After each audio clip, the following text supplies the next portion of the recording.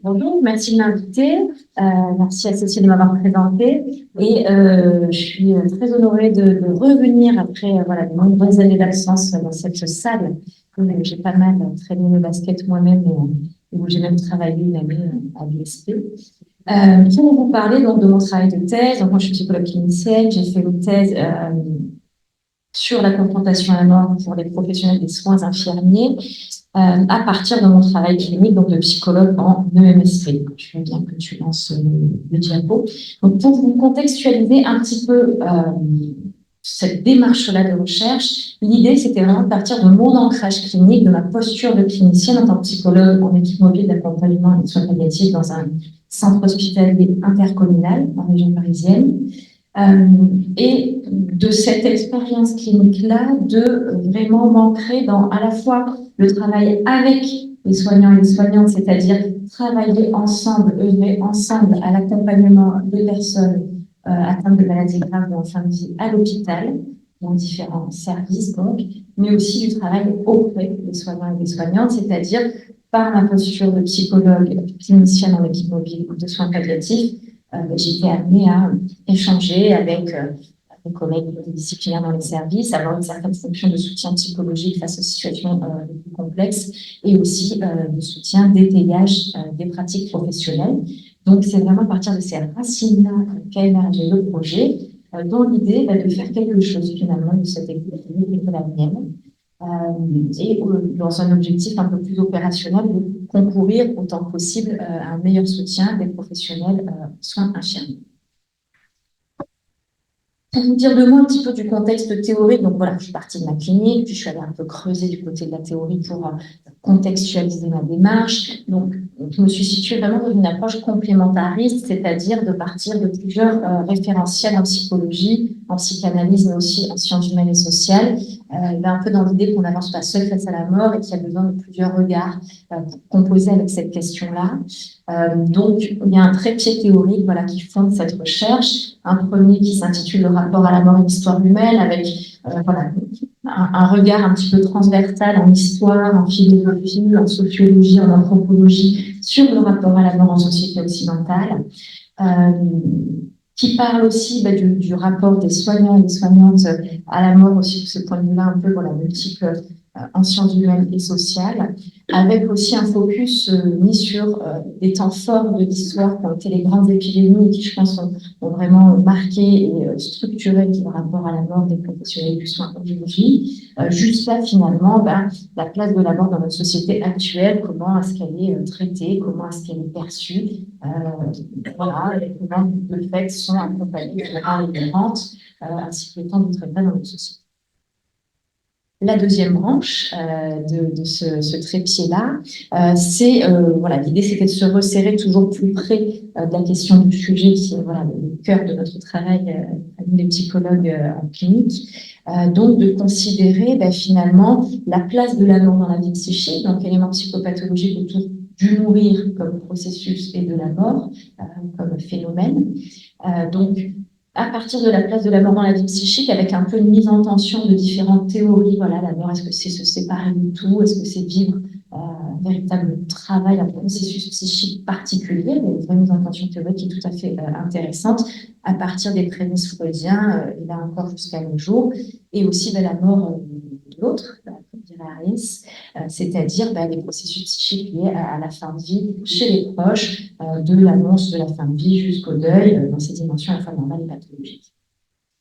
Pour avancer toujours plus près du cœur de cette recherche-là, la dernière branche de ce pied théorique, ça a été donc la psychopathologie du travail des soignants et des soignantes et des soignants et soignantes comme sujet, qui étaient confrontés à la mort dans le cadre de leur travail en situation professionnelle. Donc, en tentant de définir qu'est-ce que le travail et puis qu'est-ce que c'est psychopathologie finalement. Voilà, quelle représentation du travail, quelle place il a dans les sociétés, qu'est-ce que la souffrance au travail, qu'est-ce que les pathologies liées au travail. Avancer toujours plus près en se questionnant sur qu'est-ce que l'hôpital. L'hôpital évidemment comme institution qui propose un cadre, un métacadre aux pratiques soignantes et qui va jouer un rôle dans les représentations des professionnels du soin jusqu'à considérer les processus psychiques à proprement parler des soignants et des soignantes dans leur confrontation à la fin de vie et à la mort dans le cadre d'accompagnement de ce temps-là très particulier jusqu'après le décès des patients et des patientes. À partir de tout ça, ce chemin étant fait, l'objectif pour moi, ça a été vraiment d'essayer de dégager des connaissances sur les processus psychiques en jeu pour ces professionnels-là, qui sont donc confrontés à la mort en tant que sujet en situation professionnelle. Et en même temps, dans une perspective clinique, puisque l'origine elle reste clinique de ce projet-là, c'est de soutenir finalement quelque chose d'une élaboration dans la continuité de ma fonction psychologue en UNSP à ce moment-là, de soutenir quelque chose dans l'élaboration d'une pensée et de pratique pour les soignants et les soignantes confrontés à la mort à l'hôpital général. À la fois à un niveau individuel pour les personnes qui allaient participer au protocole, mais aussi à une échelle institutionnelle plus globale. Et donc finalement, plusieurs niveaux sont visés par cette recherche-là. Le niveau un peu personnel, subjectif des soignants et des soignantes qui ont participé, mais aussi ceux et celles qui n'auront pas participé, c'est-à-dire chercher à faire sens aussi pour la communauté des professionnels en soins infirmiers. Un niveau groupal institutionnel, proposer des espaces de parole, de pensée dans l'institution et essayer d'éclairer un peu l'institution sur ce qui se passe à son sein aussi, ces accompagnements-là. On n'est pas sans savoir que la majorité des Français et des Françaises continuent de mourir à l'hôpital. Donc, c'est là où les gens meurent le plus. Et puis, de manière plus large, au niveau un peu plus général de la société, des sensibilisations humaines et sociales, va se faire relayer, finalement, traiter quelque chose dans cette écoute clinique, de ces paroles, de ces expériences de professionnels du soin et contribuer à une réflexion toujours en mouvement sur la place de la mort, mais aussi le soutien des soignants et des soignants. D'un point de vue assez concret, méthodologique, avec ces objectifs, avec tout ce contexte-là que je vous ai décrit, et bien, ce qu'on a proposé, ça a été de mettre en place une recherche action exploratoire, non pas avec des hypothèses prédéfinies qu'on va essayer de valider, mais vraiment se dire, voilà, on va proposer un espace de partage de réflexion, puis on va voir qu'est-ce qui se dégage de ce temps-là qu'on propose. Recherche-action parce que finalement, proposer des espaces de pensée sur la mort à l'hôpital, ça fait partie du travail des psychologues en OMSP. L'idée, c'était vraiment de partir de la fonction clinique pour poursuivre ce travail-là avec un angle différent qui est celui de la recherche. Et donc, ce protocole-là, il a été proposé dans un groupe groupement hospitalier de territoire de France, qui est composé donc de deux sites des CHI, des centres hospitaliers intercommunaux, que j'ai appelé donc le site étoile et le site dièse.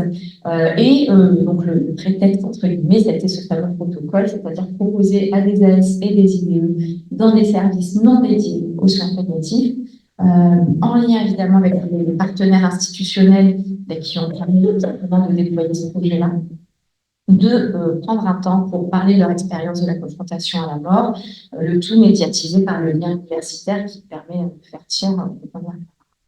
La méthode, elle s'est vraiment construite de façon clinique, c'est-à-dire chemin faisant. Je parle avec un protocole en disant c'est comme ça qu'on va faire.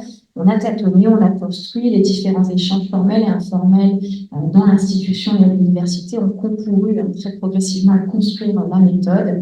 Et on s'est aussi appuyé sur le Centre d'éthique en recherche universitaire qui a aussi eu un regard tiers assez intéressant et nous a proposé des choses auxquelles on n'avait pas pensé. C'était très pertinent. Ce protocole-là, assez concrètement, il s'est agi de proposer 2 entretiens semi-directifs à des AS et des IDE. Et cette construction de la méthode, comme je disais, s'est faite chemin faisant, donc elle s'est faite vraiment par aller-retour entre les différents interlocuteurs et aussi après une préétude auprès de 2 IDEL, et c'est notamment la préétude qui a permis de passer de 1 entretien à 2 entretiens. En fait, on s'est dit, on va tester la grille d'écoute avec des IDEL par un réseau de connaissances.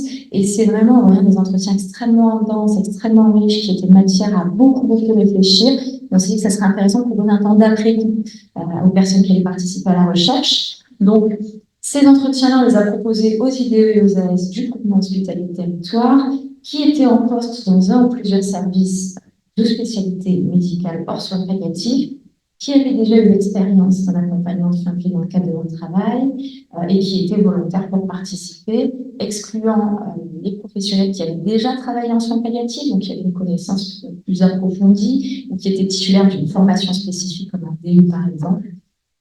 Et puis, les raisons éthiques, évidemment, les personnes qui n'auront pas maîtrisé la langue française suffisamment pour comprendre ce à quoi ces personnes consentaient, ou pour répondre aux questions de manière suffisamment fiable, ou bien les personnes dont voilà, la volonté ne serait pas forcément très, très personnelle, puisque par l'encadrement, voilà, on a vraiment tenu à ce que le volontariat soit au cœur de la démarche, parce que c'est quand même de pousser des soignants et des soignants confrontés à la mort dans leur travail à parler de ce sujet-là si ce n'était pas leur souhait. Le premier entretien, donc on a gardé la grille d'écoute qui marchait bien. Et moi, j'ai introduit ou soutenu ces thématiques-là. Soit qu'elles se présentaient, je les soutenais, soit c'est moi qui les ai amenées. Les thématiques, c'était les suivantes: la relation de soins à la personne malade, la relation à l'entourage, le fonctionnement et les relations dans l'équipe. Lorsqu'un accompagnement était repéré par une annonce de diagnostic et de pronostic médical comme une situation de fin de vie, et ce, jusqu'au décès, puis la sortie du corps. Au début, j'étais jusqu'au décès, puis en fait, je me suis rendu compte que voilà, les idées, notamment, parlaient beaucoup du devenir du corps, donc on a repoussé jusqu'à la sortie du corps du service vers la chaîne nature.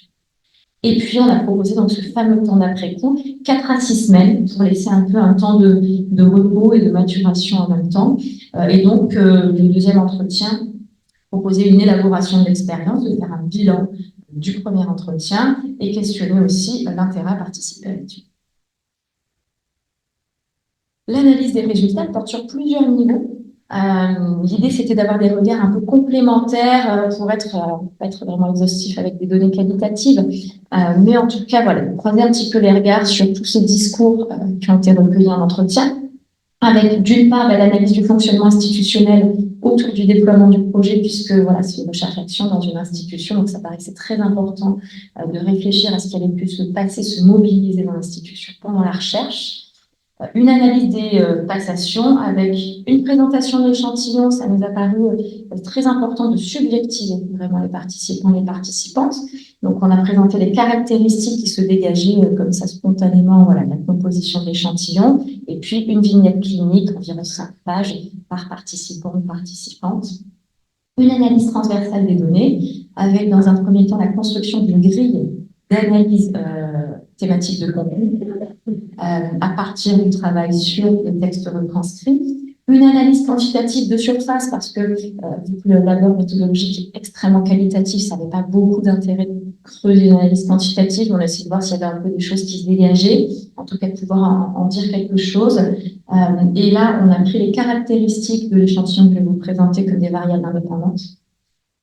Et une analyse qualitative de la confrontation à la mort, c'est-à-dire prendre toute une partie de ce qui a été dit et qui se rapporte vraiment à la confrontation à la mort à proprement parler, essayer de voir s'il y avait des thématiques voilà, communes qui se dégageaient entre les personnes qui ont participé. Puis dans une volonté d'approfondir aussi avec un regard de clinicienne et dans cette vraiment méthode qualitative, on a approfondi avec 3 études de cas choisies parmi toutes les personnes qui ont participé, qui font à peu près 15-20 pages chacune. Et puis, voilà, une dimension très chère aux cliniciennes et aux cliniciens, l'analyse des éléments transféraux contre-transférentiels, c'est-à-dire qu'est-ce qui se passe dans la relation lors de ces rencontres en entretien avec les professionnels qui ont participé, mais aussi avec les intervenants institutionnels qui sont tous mobilisés pendant le jour. Qu'est-ce qui ressort de tout ça? Au niveau institutionnel, vraiment, j'essaie de synthétiser au maximum, hein, même si c'était très, très difficile et coûteux. Mais dans l'idée, ce projet-là, il a vraiment permis des espaces de parole secrets avec différents membres de l'institution, finalement, des personnes qui se mobilisaient d'elles-mêmes et puis celles qui ne voulaient pas se mobiliser, vraiment, se sont débrouillées pour ne pas le faire. Et c'est tout à fait OK avec ça. Et finalement, à chaque fois dans leur fonction, c'est-à-dire qu'il y a des médecins qui sont particulièrement intéressés au projet, qui ont même ramené voilà, des participants qui sont plus finalement vraiment faire les entretiens, des cadres de santé idem, des fois des soignants et des soignantes qui n'ont pas forcément souhaité participer et qui nourrissaient la dynamique de réflexion par des échanges informels, en discutant avec d'autres participants ou participantes, des membres de l'équipe de direction, de communication, et un acteur très important qui s'est révélé finalement assez central, qui a été le centre de recherche clinique du GHT, qui s'est beaucoup mobilisé avec un travail continu de diffusion dans l'institution sur ce travail-là. Et ces espaces de parole, ils se sont faits aussi chemin faisant, et ça a été de véritables espaces de réflexion et de transmission même, un peu au fil des occasions. Voilà, le fait de faire un appel à participation dans les services, c'était l'occasion de réfléchir ensemble, des événements institutionnels comme une journée sur la recherche à laquelle j'ai pu participer 2 fois, présenter l'avancée du travail. Finalement, voilà, de ces espaces, et un peu au fil de la vie institutionnelle, il y a vraiment des temps de réflexion qu'on peut se construire. Au niveau de l'échantillon, alors ça va peut-être être un peu difficile de loin de voir ça, mais en gros, 13 personnes ont participé à la recherche. Alors 13, du coup, c'est pas un nombre pair, donc ça fait des proportions un peu approximatives, je m'en excuse, mais en gros, une grosse moitié d'IDE et une petite moitié d'AS, qui représentaient 5 services, 4 spécialités médicales, réanimation sur les 2 sites hospitaliers, pneumologie, maladies infectieuses et tropicales et médecine polyvalente.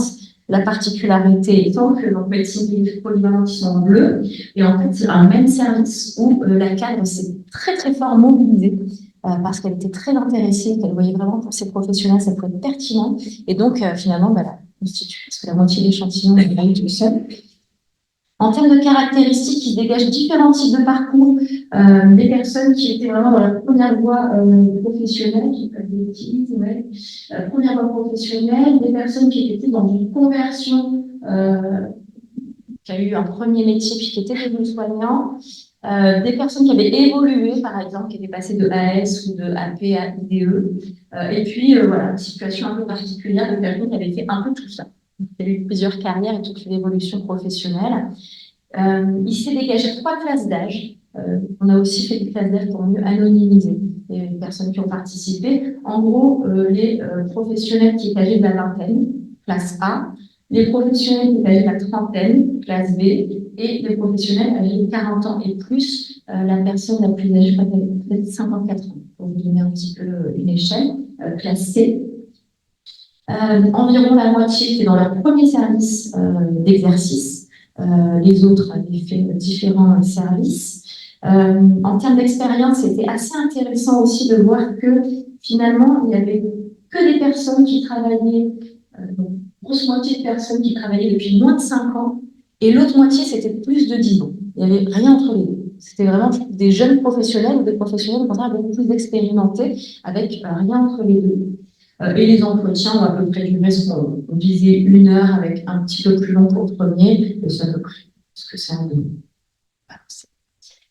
Au niveau de la construction de la grille, donc dans l'idée, voilà, après moult travail, voilà, d'épluchage et d'aller-retour sur les entretiens à transcrire, on a choisi de pratiquer plutôt un codage multiple, c'est-à-dire qu'un même verbatim pouvait se retrouver dans différents codes thématiques. Un exemple, je trouve assez parlant, c'est Lou, l'infirmière de réanimation, qui dit par exemple, quand il y a beaucoup de jeunes qui décèdent, ça se ressent sur son moral et sur le moral de l'équipe. Donc typiquement, voilà, il y a 4 grands codes qui sont sortis. L'analyse transversale à la portée sur le premier code, le membre au travail, hop. Et l'exemple que je vous ai donné, donc, quand il y a beaucoup de jeunes qui décèdent, ça se ressent sur son moral et sur le moral de l'équipe. Il va à la fois rentrer dans la personne qui meurt, âge du patient, mais aussi contexte de la mort, série, fréquence et accumulation de vie. Et donc, voilà, 4 grands codes. Dans ce grand code-là, le tout premier, la mort au travail, 3 codes. Qui, comment et quand, finalement. Qui, l'âge des patients, la relation dans sa durée ou bien dans sa nature, sa qualité, et le rapport au corps décédé, qui est beaucoup revenu. Comment le contexte de la mort, quel était l'état préalable avant le décès, l'état physique, psychique de la personne mourante, les contextes donc de ces décès, et un pronostic avait-il été clairement établi ou non par une équipe médicale. et quand, le moment, vraiment l'instant T, est-ce que le décès était considéré comme attendu, qu'il y ait ou non un pronostic, parce qu'il y a des décès qui sont attendus sans forcément que ce soit verbalisé ou posé par un discours médical, ou est-ce qu'il était vécu au contraire comme soudain, inattendu, quand bien même peut-être un pronostic aurait été établi? À quel moment et dans quelles conditions la mort est-elle survenue? La temporalité, les décès longs, les décès courts, le jour, la nuit, comment ça s'est passé, comment est-ce que le corps a été retrouvé, et est-ce que la personne était seule ou accompagnée, accompagnée par son entourage, accompagnée par des professionnels. Donc, on a analysé un petit peu tout ça. Ça, je vous l'ai dit, je pense qu'on peut avancer. Et donc, d'un point de vue un peu plus quantitatif, voilà, je vous ai mis des chiffres. Ouais, merci, super. Je vous ai mis des chiffres, c'est vraiment à titre indicatif pour que vous faisiez une représentation, puisque, encore une fois, l'analyse, elle est vraiment éminemment qualitative. Où sommes-nous ici? Donc, dans l'idée, le code qui et quand était à peu près, était équivalent même, 314, un peu plus représenté que comment, le contexte de la mort, pour qui la relation était largement plus évoquée que le rapport au cadavre et que l'âge. Pour quand, c'était plutôt les conditions de la mort, attendu ou soudain, seul ou accompagné, et pour comment, c'était état préalable, fréquence pronostique. Et puis là, je vous ai mis la hiérarchisation des sous-codes, donc conditions de la mort beaucoup plus abordées que l'état préalable, que la relation, que le cadavre, que les décès attendus ou soudains, que l'âge, que la fréquence, que seul ou accompagné, que le pronostic. Pour faire un petit peu une idée de la proportion des thématiques dans le discours des participants et des participants. Et ce qu'il en ressort du point de vue de l'analyse, quand on regarde un petit peu tout ce qui s'est dit dans le cœur de ces discours-là, c'est que finalement, les caractéristiques de l'échantillon, que je vous ai montré avec le tableau, elles n'avaient pas énormément de différences, éventuellement, plus dans les sous-codes de qui. Il pouvait y avoir quelques différences selon les groupes, puisque les caractéristiques ont été utilisées comme des variables indépendantes pour regarder les IDE par rapport aux AS, qui dit quoi, les professionnels expérimentés par rapport aux professionnels plus novices, qui dit quoi. Donc, c'était plutôt autour de qui. Et il semblait que l'âge était plutôt un facteur de variation, le type de métier, IDE ou AS, le temps d'expérience dans un même poste, mais c'est somme toute assez difficile à interpréter. Il faudrait une analyse statistique beaucoup plus fine, un échantillon beaucoup plus grand. Donc, dans l'idée, on ne sait pas trop lequel de ces facteurs caractéristiques influence le discours, mais ça ouvre quand même un premier regard transversal qui invite à la réflexion. Au niveau de ce qui ressort de cette analyse qualitative transversale, c'est que finalement, les processus psychiques mis en jeu par la confrontation à la mort, ils sont éminemment personnels et ont trait très fortement à l'histoire de vie des professionnels, aussi bien leur trauma, le destin de leur trauma, leur culture, beaucoup d'éléments culturels ont été mobilisés, leurs expériences de deuil. J'ai eu la surprise et en même temps, en y réfléchissant, je trouvais ça pas très surprenant. Plus de la moitié des personnes qui ont participé ont vécu un deuil marquant, majoritairement des deuils traumatiques. Donc, finalement, les soignants qui... je vais dans un hôpital, je dis aux soignants qui veut bien prendre un temps pour parler de la mort avec moi, puis ceux qui viennent, c'est majoritairement des personnes qui ont maille à partir personnellement avec la question de la mort. Je trouvais ça intéressant. La relation aux malades et à l'entourage des malades, elle est marquée par un jeu d'identification et de projection très complexe. C'est-à-dire que ce qui va se jouer, c'est vraiment projeter des choses de soi et s'identifier aux malades et à leur entourage. Et en même temps, ce jeu-là, c'est un véritable moteur du soin. Donc, il n'est pas forcément à balayer, mais au contraire à analyser, voire à soutenir pour pouvoir mieux le penser. Et le contexte institutionnel, il va être assez déterminant. Et il peut être très vite soutenant, ou au contraire très vite fragilisant, selon comment la question de la mort va être pensée, et puis les pratiques d'accompagnement de la fin de vie étayées par le contexte institutionnel. Et ces protocoles, tout ça. Étant à la PSP ce soir, j'ai trouvé intéressant de vous présenter, en plus de la confrontation à la mort au travail, comment est-ce que finalement les personnes que j'ai rencontrées ont pu parler de soins palliatifs.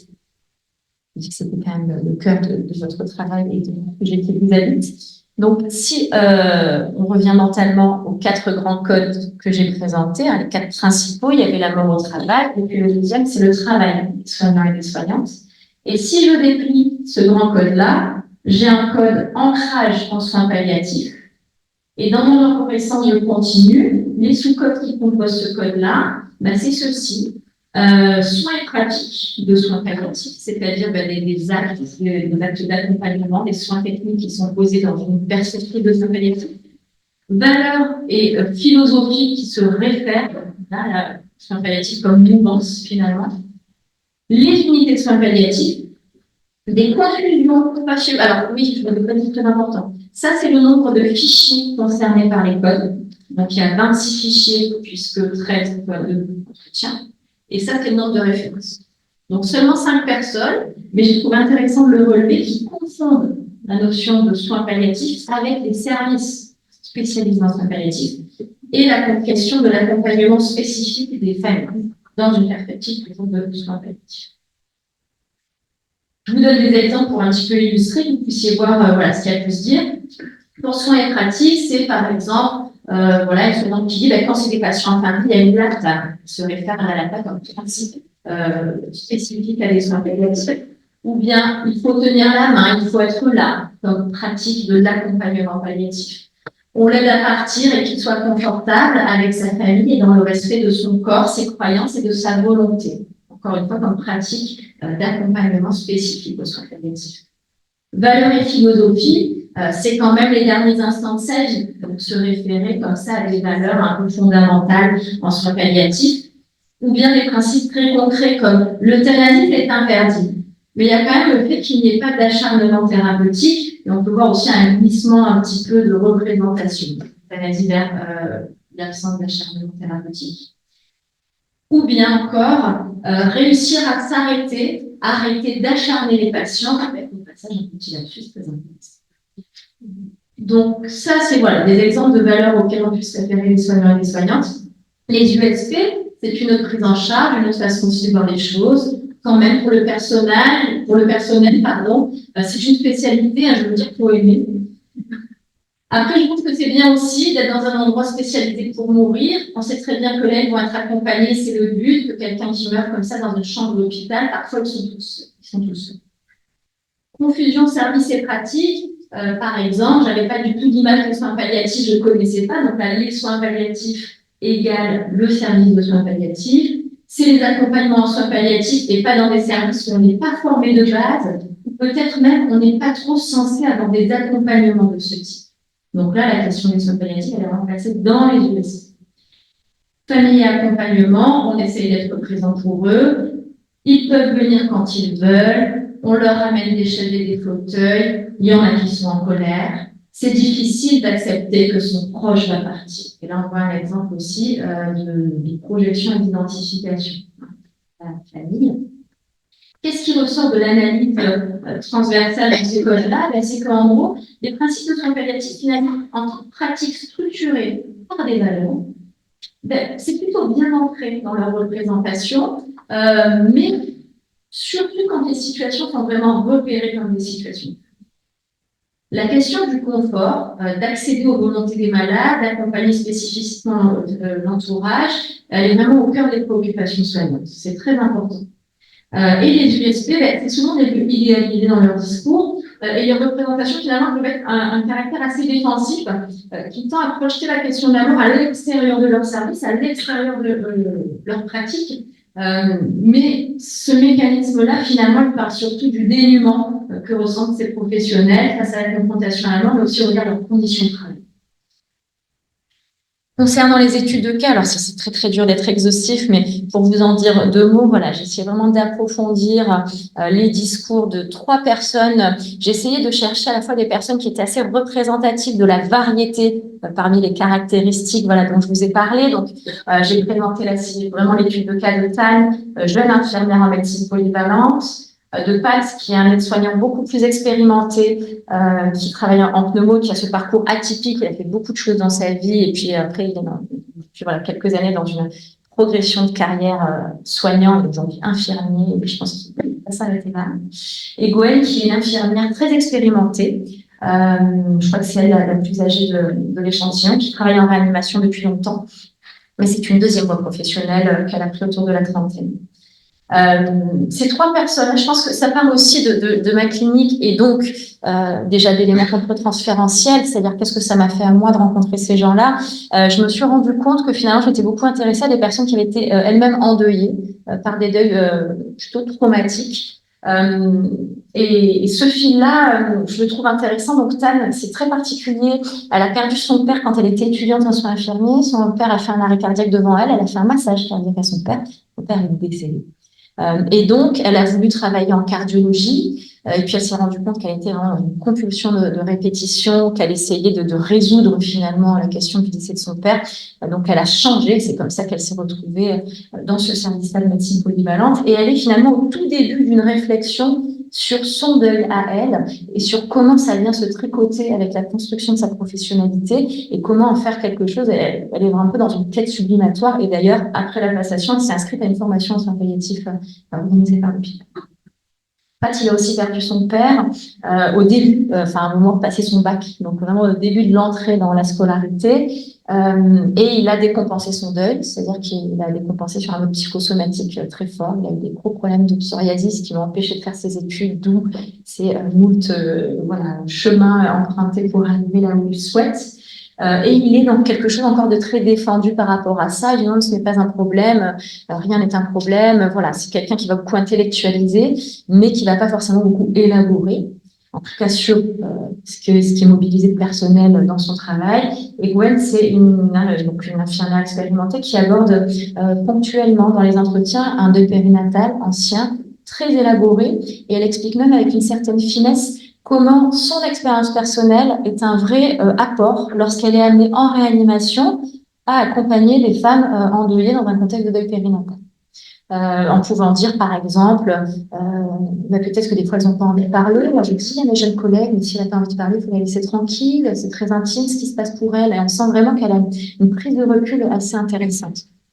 De tout ça, finalement, on voit que la participation de chacun, elle est vraiment inscrite dans leur dynamique personnelle, à la fois en termes d'élaboration, mais aussi de protection. La question du savoir est centrale et est un vrai étayage dans leur travail. Dans un rapport assez pulsionnel au savoir, avec aussi beaucoup de mouvements ambivalents entre investir son travail, être traversé par des angoisses, s'en défendre, se sentir suffisamment contenu, ou bien au contraire très carencé, que ce soit par l'institution ou bien par le groupe de pairs PAIR, qui a une place tout à fait importante aussi dans leur discours. Concernant l'analyse donc des dimensions transféro-contre-transférentielles, donc qu'est-ce qui se joue, qu'est-ce qui est transféré sur moi par les personnes qui participent et qu'est-ce que ça me fait qu'on transfère ça sur moi, pour vulgariser un petit peu. Dans l'idée, les personnes qui ont participé l'ont fait principalement pour aider les patients, pour aider les autres soignants, pour m'aider moi, pour servir la recherche. C'était une motivation vraiment principale pour beaucoup. Et le fait de rencontrer une psychologue chercheuse, c'est vraiment venu mobiliser un investissement en multiples facettes, c'est-à-dire quelque chose en même temps dans l'altérité, c'est une psychologue, voilà, pas la même réalité du terrain, et en même temps, je suis un père institutionnel, donc elle fait partie de l'hôpital, ça peut être renvoyé, il faut s'aider, on travaille dans un hôpital, voilà, moi je participe à la vie de l'hôpital, et puis la psychologue, c'est aussi une thérapeute, alors elle n'est pas là pour ça, mais quand même, quand on est sous la main, on peut tenter de poser des questions, aussi comme support de détaillage des pratiques professionnelles, qu'est-ce que vous en pensez, est-ce que j'ai bien fait, est-ce que j'ai pas bien fait, aurais-je pu faire autrement, qu'est-ce qu'on peut faire dans ces cas-là. Donc voilà, j'ai été attrapée à tous ces endroits-là, la chercheuse aussi, supposer savoir ce qui se passe pour les gens. Et puis, qu'est-ce que ça m'a fait, moi, de vivre tout ça finalement, je me suis rendu compte que aller sur de la recherche, ça m'a permis aussi d'être vraiment dans une relance réflexive de ce que peut-être la mort vient aussi déliter de la pensée quand on y est confronté régulièrement, et pas toute seule, mais en lien avec mes partenaires cliniques. Et que cette recherche a permis aussi d'affect en partage, c'est-à-dire qu'on peut vivre des choses en commun avec les professionnels en soins infirmiers et les autres évidemment, des affects du côté de la liaison, hein, tenir, élaborer, construire, avancer, mais aussi de la déliaison, être angoissé, être sidéré.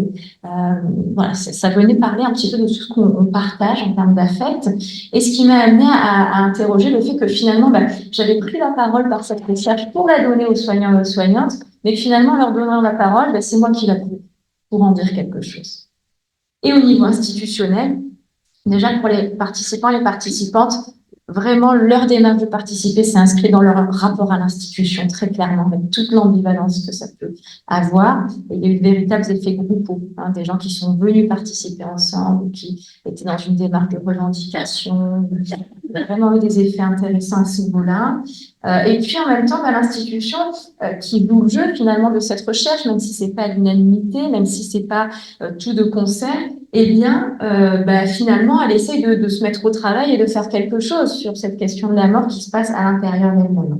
Et donc, par là, de construire vraiment une aire d'élaboration pour ces professionnels dans l'espace, finalement, à l'échelle de la vie institutionnelle, qui est un interstice de la rencontre, des entretiens comme ça. Ça témoignait en tout cas d'une volonté de remise en mouvement face à la question. En essayant de prendre un petit peu du recul sur tout ça, qu'en dire finalement, un étayage multiple est nécessaire pour face à la mort. On n'avance pas seul. J'ai commencé par là pour pouvoir encaisser ces mouvements psychiques complexes. L'institution a un vrai rôle à jouer, un rôle de méta-cadre qui définit des cadres, un rôle de méta-garant qui définit les systèmes finalement pour assurer une sécurité psychique pour les professionnels. Et l'institution, les professionnels rencontrés avaient tendance à l'investir finalement dans une double fonction parentale, c'est-à-dire à la fois une fonction dite maternelle, c'est-à-dire du côté de la contenance, du nourrissage, du portage, du réconfort, mais aussi comme une fonction finalement dite paternelle, c'est-à-dire dans la structuration, dans la limitation, dans la protection. Et dans tout ça, les équipes faire corps ensemble, et notamment entre pairs paramédicaux, c'est-à-dire les équipes ASIDE, tenir ensemble, c'était une façon de faire face à la mort qui m'a amené à considérer une nature particulière de la relation, qui serait la relation de soudure, c'est-à-dire on est fortement liés ensemble comme une soudure, mais peut-être au risque d'une certaine rigidité parfois. L'étayage sur l'histoire personnelle, il est nécessaire et inévitable. Et ça, c'était un peu le côté militant, finalement, de cette recherche. Et beaucoup de personnes que j'ai rencontrées m'ont parlé de cette notion de barrière. Il ne faut pas transférer, il ne faut pas s'identifier, il faut mettre une barrière entre les personnels et les professionnels. J'ai trouvé que non seulement c'était assez artificiel, parce que ça venait toujours comme dans un après-coup, après avoir parlé de choses qui les avaient touchés, mais aussi c'était très contre-productif parce qu'au mieux ça propose de se défendre sans penser et ça donne strictement aucun outil pour pouvoir digérer ce qui est ce qui est donné à vivre au travail. Et dans cette représentation-là, finalement, il existerait une formation psychique, une fonction psychique qui serait un idéal du moi soignant, c'est-à-dire une représentation de soi comme bon soignant, comme bonne soignante, qui serait une forme particulière d'idéal du moi professionnel, c'est-à-dire comment je me représente être un bon professionnel de manière générale. Accompagner la mort, ça se fait dans cette liaison et cette déliaison à l'investissement pulsionnel du côté d'Eros, la déliaison, l'angoisse, le délitement du côté de Thanatos, dans des postures assez particulières avec une mise en tension qui ressort du discours des personnes rencontrées entre la castration, c'est-à-dire en quoi je me sens limitée, frustrée dans l'exercice de mon travail lorsque j'accompagne la fin de vie, mais aussi une certaine toute-puissance face à la vulnérabilité extrême qui se joue là, qui m'a amené à considérer que finalement, assister à l'agonie des personnes qui meurent enverrait à ces notions de scène ultime, c'est-à-dire une espèce de fantasme du moment de la mort, et que la réanimation, c'est-à-dire lutter contre la mort qui survient, agirait psychiquement comme une scène primitive, c'est-à-dire du même registre que quand l'enfant essaye de s'imaginer comment est-ce qu'on fait les bébés, donc comment est-ce qu'on donne la vie. Et donc la réanimation agirait un peu comme ça, dans une posture de pouvoir donner la vie par l'acte technique. Accompagner donc la fin de vie dans cette relation un peu tiers, parce que évidemment la question des familles et de l'entourage est très très présente. Elle va se tricoter avec tous ces processus psychiques là qui sont mobilisés Et finalement, ce lien-là à trois, ce triangle, eh bien, il va permettre une certaine tiercisation, c'est-à-dire que l'énergie circule hein, et qu'on ne se retrouve pas en face à face. Et finalement, la présence de l'entourage, elle permet un peu de décoller les professionnels du soin des patients. Et en même temps, elle amène à un certain parentage insolite, c'est-à-dire que les soignants vont être obligés de s'occuper d'une certaine manière des personnes en fin de vie et aussi de leur entourage. Là encore, à la fois dans une fonction maternante, c'est-à-dire prendre soin, voilà, piquiner, contenir, porter, des soins aussi très primaires, hein, d'hygiène, d'alimentation, mais aussi dans une certaine fonction paternelle, c'est-à-dire aussi venir instaurer une certaine limite, notamment dans le lien entre les familles, l'entourage et le patient, lorsqu'il peut y avoir des confusions ou des débordements, parce que la systémie familiale est très très fort mobilisée. Ce qui ressort de tout ça, pour moi, qui est important de communiquer aujourd'hui, c'est que, c'est aussi pour ça que j'ai choisi le titre à cette thèse, donc la subjectivité soignante à l'épreuve de la mort. Il existe une subjectivité soignante, pardon, qui est évidemment la subjectivité des soignants et des soignantes, c'est-à-dire comment est-ce que nous, les soignants, les soignantes, on est des personnes avant tout, des sujets avant tout, qui sont en situation de travail. Mais ce n'est pas que ça. C'est aussi la subjectivité qui soigne, c'est-à-dire que je soigne avec ma subjectivité. Ce n'est pas un problème, il ne faut pas se lisser, il ne faut pas s'interdire, mais plutôt comment est-ce que je suis mon outil pour travailler et que ça marche bien comme ça. C'est très bien comme ça. Donc la subjectivité, c'est vraiment un moteur du soin, tout particulièrement en fin de vie, mais du coup, c'est aussi un outil sensible qui peut être éprouvé parce que je travaille avec ma propre matière. Donc, que conclure de tout ça? Eh bien, voilà, on a donné la parole à des soignants et des soignantes dans une institution hospitalière. Une parole a émergé à partir d'une fonction symbolique, celle de la psychologue d'équipe mobile qui va faire une recherche-action. Et donc, elle permet d'en dégager une pensée dans la prise. Témoigner, pour les soignants et les soignantes que j'ai rencontrés, c'est aider les autres. Et donc, finalement, ça soutient une voie d'élaboration, de réflexion, de construction de pensée qui est éminemment moins confrontante que d'appeler la psychologue et de dire maintenant vous allez parler avec la psychologue parce que vous avez tous beaucoup souffert. Parce que il y avait une vraie, ça parlait de leur fonction. En fait, que je leur demande de m'aider, ça leur a beaucoup parlé et du coup, ça les a mis au travail. Et donc, j'ai trouvé ça très intéressant d'aller chercher aussi ces personnes-là sur leur terrain. Donc, la fonction soignante, voilà, elle soutient le travail au risque d'une certaine usure, tout particulièrement à l'épreuve de la mort. Et donc, que faire de tout ça? Eh bien, peut-être considérer que cette subjectivité soignante, en tant qu'outil sensible, elle est à préserver dans le double sens, évidemment, de protéger, mais aussi de soutenir. C'est-à-dire qu'il n'y a pas à chercher à la gommer, à l'effacer, mais plutôt comment je peux aider les soignants et les soignantes à faire avec leur subjectivité dans le soin et tout particulièrement face à la fin de vie. Et donc, pour faire ça, ça demande de favoriser un métacadre, penser des cadres institutionnels qui permet de soutenir la pensée via des espaces de parole variés, pas que des groupes de parole, pas que des protocoles, mais au contraire de varier les espaces de façon pluriprofessionnelle, entre pairs, mais avec la psychologue et avec les médecins et avec les cadres, etc. Mais aussi d'une façon qui parle aux soignants et aux soignantes pour pouvoir mieux s'intégrer dans ces dynamiques subjectives qui sont au cœur du soin. Voilà ce que je voulais partager avec vous. Merci de votre attention.